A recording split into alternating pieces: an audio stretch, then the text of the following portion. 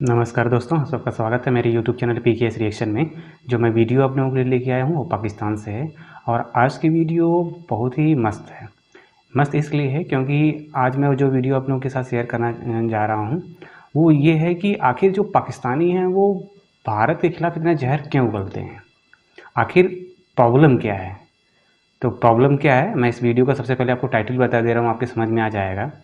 Pakistani school के नाम पर इंडिया के बारे में क्या सिखाते हैं, what Pakistani schools teach about India. अब भारत के बारे में पाकिस्तान के स्कूल में बच्चों को पढ़ाया क्या जाता है, इस पे ये वीडियो है। तो आइए आप देखेंगे तो आपको भी शौक लगेगा। तो चलिए इस वीडियो को देखते हैं और फिर इससे बात करते हैं। तो चलिए वीडियो को शुरू करते हैं।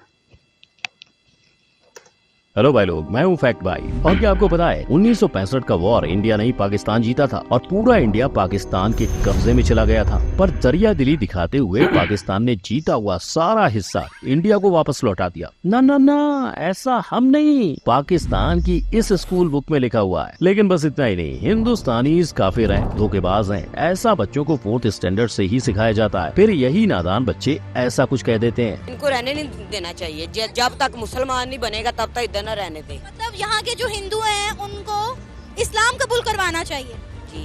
और यही दुश्मनी के बीज उगकर जब बड़े होते हैं ये तो वीडियो मैंने उन्हें आपसे शेयर की थी प्रकार की पहले। नफरत सुनाई देती है। उनकी औकात ही नहीं है कि वो हमारे साथ लड़े। हम मुसलमान हैं, हमारा जज्बा ही नहीं है। हम मुसलमान हैं, वो हमारे साथ लड़ ही नहीं सकते। लेकिन क्या आप जानते हो, इन सारी नफरतों का जन्मदाता है एक अकेला इंसान। अगर वो ना होता तो शायद आज इंडिया पाकिस्तान एक होता। समझ तो गए होंगे आप। कल्चर पर नहीं, पाकिस्तानी टेक्स्ट बुक बच्चों को सिखाती हैं कि मूर्तियों की पूजा करने वाला काफिर कहलाता है। मेरे अपने ही भांजे ने मतलब स्कूल में उसको पढ़ाया गया कि काफिर का मतलब बुतों की पूजा करने वाला। अब सोचने वाली बात है कि ये सुनकर वहाँ के हिंदू बच्चों पर क्या क्या बीतती होगी। यहाँ तक कि उनके 6th स्टैंडर्ड के सोशल स्टडीज में ये लिखा है कि इंडियंस के घर उनके दिल की तरह छोटे होते हैं और इंडियंस हमेशा से अंधेरे वाले घर में रहना ही पसंद करते हैं। बस सिर्फ घर नहीं, पाकिस्तानी टेक्स्ट बुक में मंदिरों को भी छोटा, अंधेरों से भरा और गंदा कहा जाता है, जहाँ हिंदुस्तानी नकली मूर्तियों की पूजा करते हैं। उनका ये भी कहना है कि इंडिया में बाल विवाह करना एक आम बात है और औरतों की इज्जत तो वहाँ ना के बराबर की जाती है। कि हिंदू जो है अपनी बेटियों को सही से ट्रीट नहीं करते, उनको मार देते थे। अब भले ये पुराने जमाने में होता था, पर आज की सच्चाई क्या है वो तो सब जानते हैं। पर इन सब में एक ताज्जुब करने वाली बात ये तक थी कि इन्हें ऐसा भी पढ़ाया जाता है कि पहली दफा लिबास सिलने का आविष्कार पाकिस्तान में हुआ था। पर रियलिटी देखें तो हर कोई जानता है कि ये आविष्कार इजिप्ट से आया है। Number 2,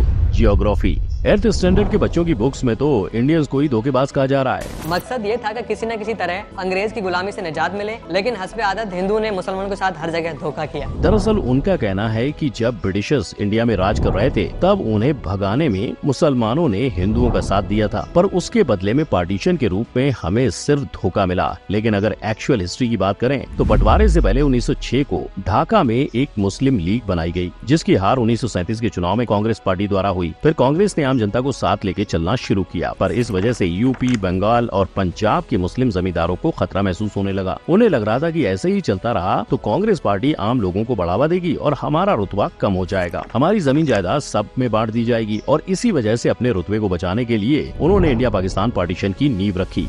number 3, history.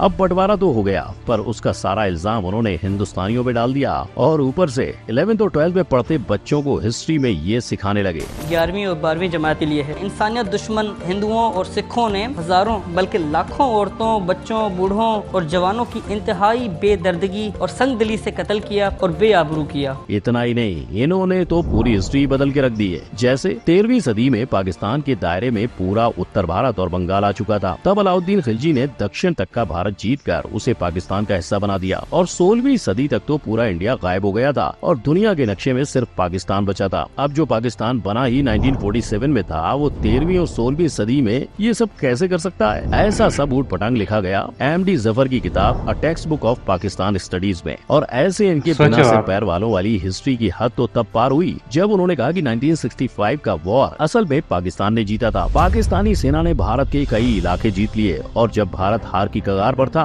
तभी भारत ने यूएन से युद्ध को सीज करने की मदद मांगी। फिर क्या, पाकिस्तान ने भी अपना बड़ा दिल दिखाते हुए युद्ध को रोका और सारे जीते हुए इलाके इंडिया को वापस दे दिए। ये सुनकर तो बस इतना ही लगता है कि हमारी पंचतंत्र की कहानियां भी इससे ज्यादा लॉजिकल और मीनिंगफुल होती हैं। अब बारी आती है ये जानने की कि इन सब के पीछे आखिर था कौन। मोहम्मद जियाउल हक, जो पहले पाकिस्तान आर्मी के हेड और बाद में पाकिस्तान का प्रेसिडेंट बना, ये इंसान एक तरफ तो इंडिया के साथ भाईचारा बना रहा था और दूसरी तरफ दुश्मनी की जड़ें गहरी कर रहा था। पर गौर करने वाली बात तो ये है कि हम यहाँ दो भाई या दो घर की नहीं, दुनिया के दो देशों की बात कर रहे हैं। कैसे सिर्फ एक इंसान एक पूरे देश के यूथ को दूसरे देश से इतनी नफरत करने पर मजबूर कर रहा है? क्या इसका असर हमारे भविष्य पर नहीं पड़ सका?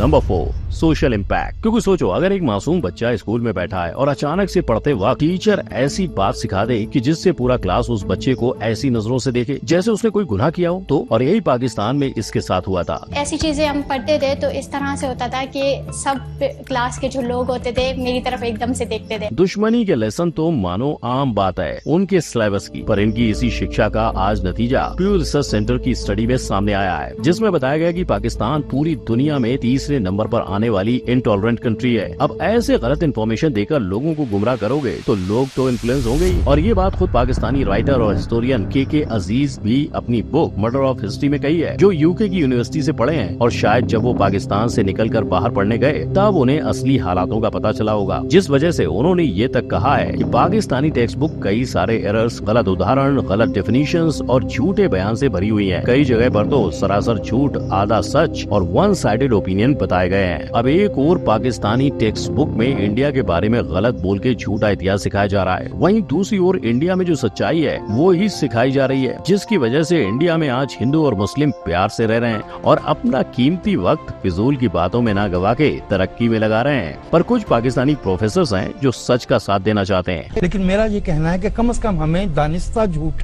जो पैदा किए गए हैं उन्हें निकाल देना चाहिए। वो जानते हैं कि उनके स्टूडेंट्स की मेंटेलिटी पर क्या असर हो रहा है। Number 5, opinions. ये सब आप भी देख सकते हो कि कैसे जब एक रिपोर्टर ने युवाओं से इंडिया के बारे में सवाल किए तो उनकी उस पर क्या राय निकल के आई। उनकी औकात ही नहीं है कि वो हमारे साथ लड़े। हम मुसलमान हैं, हमारा जज्बा ही नहीं है।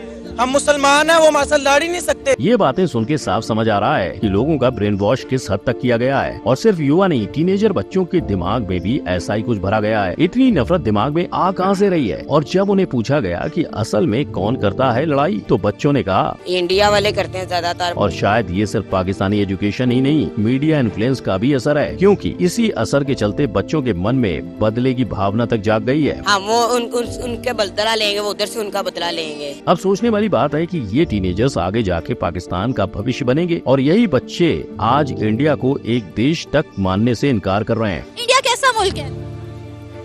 कोई मुल्क नहीं है। तो आपको क्या लग रहा है कि पाकिस्तान का फ्यूचर सही हाथों में जा रहा है? इंडिया के बारे में सुनते ही पहली चीज माइंड में क्या? वो हमारा सबसे बड़ा दुश्मन है, पाकिस्तान का सबसे बड़ा दुश्मन है और क्या नाम है, हमेशा हमारे से हारता रहा है और नफरत फैलाता है। हमारे वहाँ पे मुसलमान बहन भाई हैं, वहाँ पे जुल्म करते हैं उनपे। लेकिन पाकिस्तान में अभी भी कुछ प्रतिशत जर्नलिस्ट हैं जो लॉजिक का साथ देते हुए नजर आते हैं। अब इलाज क्या है? वो हिस्ट्री जिसको बावजूद मर्डर किया गया, वो हिस्ट्री जिसको बावजूद डिस्टॉर्ट किया गया या रोमांटिसाइज किया गया। जिनके साथ साथ पाकिस्तान के फेमस मैगजीन डॉन ने एक रिपोर्ट तैयार की थी, जिसमें उन्होंने 100 से ज्यादा टेक्स्ट बुक को छाना और स्कूल्स में जाकर स्टूडेंट और टीचर्स से मशवरे किए, जिसके साथ साथ वो कई मदरसों तक में इसकी जांच करने चले गए। और इसमें उन्हें पता चला कि पाकिस्तानी टेक्स्ट बुक में बाकी दुनिया के बढ़ते वजूद से इस्लाम को खतरे की बात हो रही है। पर ये सारी बातें जो टेक्स्ट बुक में छाप रहे हैं वो बेबुनियादी है। अब क्या लगता है भाई लोग, ऐसा करने का कारण क्या हो सका? Of course politics.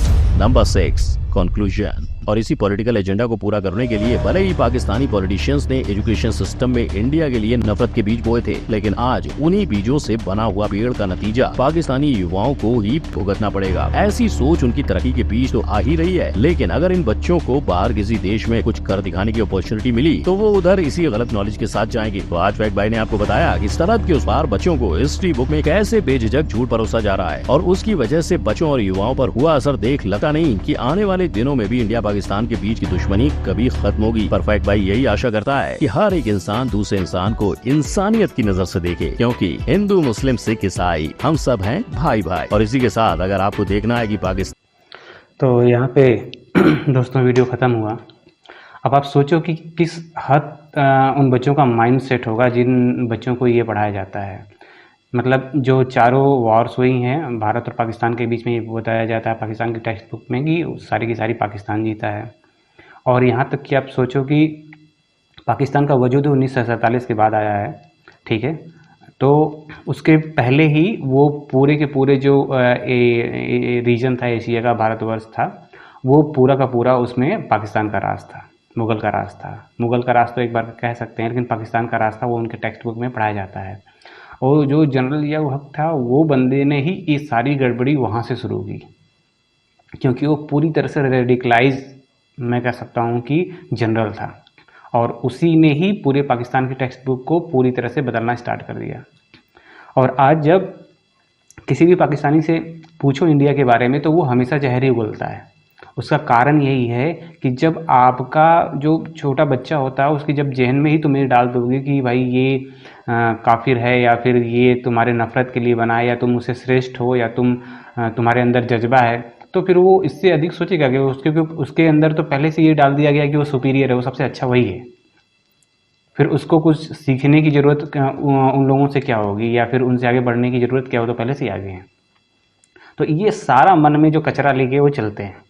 अब जब ऐसे कचरे के साथ अगर कोई बड़ा होगा, तो वो उसका जहन भी तो ख़राब होगा, उसको कहाँ से पता चलेगा कि उसके लिए सही है क्या गलत है। तो पूरे पाकिस्तान का जो माइंडसेट है, बच्चों का लेके बड़ों तक का, ये यही है। जब तक इनका ये टेक्स्ट बुक नहीं बदलेगा, तब तक ये चलता रहेगा। ये उनके कहते हैं ना कि जिनको जड़ों में ही उन्होंने एकदम पूरा खोखला कर दिया है अपने देश की एजुकेशन पॉलिसी को। ऐसी घटिया किताबें छाप रखी हैं, ऐसी चीज़ें बता रखी हैं कि कहो मत।